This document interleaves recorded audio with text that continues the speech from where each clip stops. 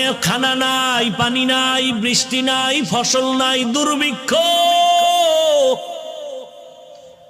এই দুর্ভিক্ষের মধ্যে একজন আল্লাহর গোলাম যুবক, একদিন দুদিন প্রায় 3-4 দিন হয়ে গেল, খানা নাই। ডানে বামে খুঁজতেছে, খানা নাই। হজের মৌসুম চলতেছে, বান্দা হজও করতেছে, কিন্তু খানার উপবাস, মক্কায় দুর্ভিক্ষ। একদিন বান্দা হোটেল নিজের বাসার থেকে বাইতুল্লাহর পথে যখন যাচ্ছে, বাইতুল্লাহর কাবার আর চতুর্পার্শ্বে তখন এত খোলামেলা ছিল না, এত সুন্দর সাজানো ছিল না। আল্লাহর গোলাম যুবক রাস্তায় চলতে গিয়া বাইতুল্লাহর কিনারায় দেখে একটা রেশমি কাপড়ের মধ্যে কি যেন পড়ে আছে, পোটলা পড়ে আছে রেশমি কাপড়ের।